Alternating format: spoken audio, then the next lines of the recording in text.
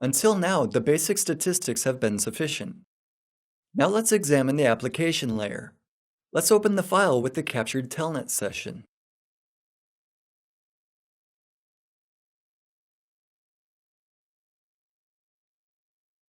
This is a protocol that's very easy to interpret. It's easy for us, humans, to read what the client sent to the server and how the server responded. We can see that two computers exchanged communication. The first three packets visible were responsible for a proper establishment of the TCP session by a three-way handshake. Below, you can see that the telnet was turned on. However, it's difficult to tell how the communication proceeded. We won't analyze a packet after packet.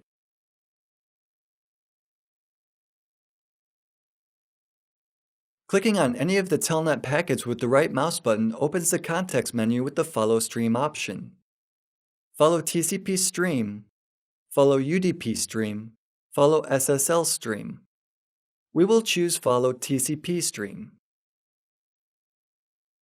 It allows us to see the whole of communication, unpacked from the headers of the lower layer packets. We now see the raw data. We can see the data that the client contributed or how the server responded. In our case, we see the original conversation. The user has logged in with telnet. In the fourth row from the top, everything is doubled. This means that the program captured echo. After the user pressed a keyboard button, a character appeared on the screen. The server sent back the echo of the buttons the user pressed. After typing the password and logging in, please note that there's no echoes of the password. Some information on the remote server was displayed and the client logged out. Follow TCP stream allows you to trace this kind of communication. If we'd used this feature earlier with the HTTP server, it would have pointed to a communication between the browser and the website.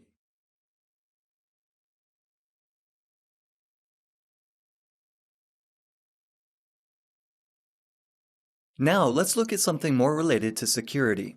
We open another capture file. It presents a situation you would not ever want to have in your network. Just looking at the main window, you can more or less get what's going on. First, you can see the TCP session establishment. Then there's an attempt to log in to the FTP server as an administrator with a random password.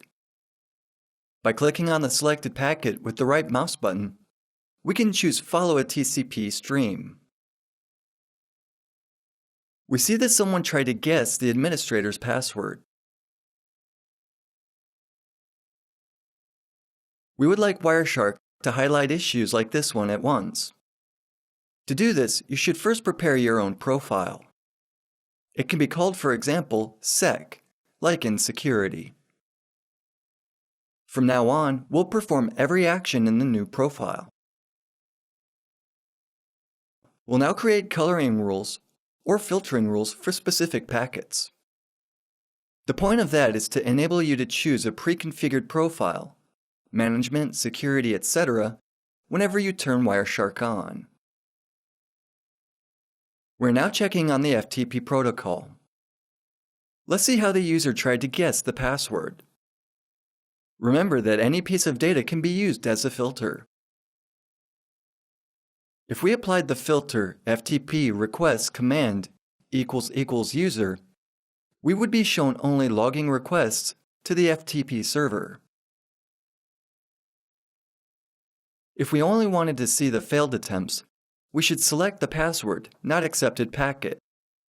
Click on it with the right mouse button and choose the options Apply as Filter or Selected. Let's now create a coloring rule. We would like to color a situation in which the password was not accepted. Right mouse key, Colorize with Filter, New Coloring Rule.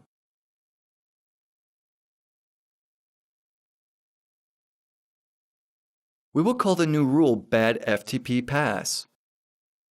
Now, choose the background color. I suggest you choose a really annoying one. There are already a few coloring rules in Wireshark. Because the rules are applied in sequence, it's more important that our rule is first. From now on, we'll be able to spot the packets we would never like to see in the file. In this way, we've created our own intrusion detection system. Let's look at the attempt to guess the password to another service.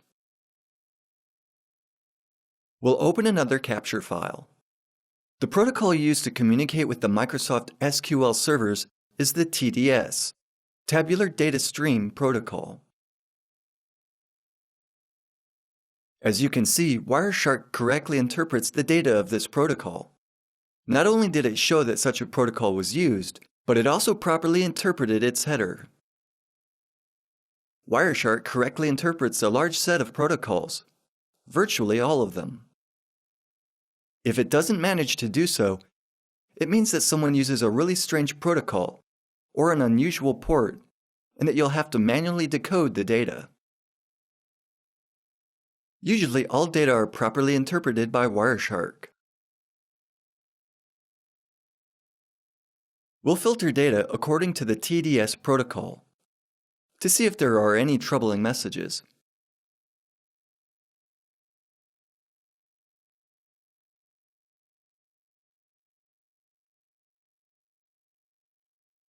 We see that someone has tried to use the server name SA to connect to the computer named SYD S21ESXi, with a server with a visible IP address and listening on port 1433. Filtering the data sent by the server according to IP addresses would be faster, but it would give the same result. We have the error message reported by the SQL server, which is understandable even for people unfamiliar with databases. It contains information that SQL Server reports an error when someone tries to log in with the wrong password. The error message number is 18456. We can use the error number as a filter or as a coloring rule. We can check how many times someone tried to log into this server. We would like to know how frequently these attempts were. In the table above, we can see the total time since beginning of capture. You can change this to the time elapsed since the last capture. Now it's easier for us to analyze the data. We can see that someone sitting at a computer with the IP address displayed, source, tried to log into the SQL server more often than every 39 milliseconds. Either this is a person who types really fast or uses a brute force program to acquire unauthorized access to the server.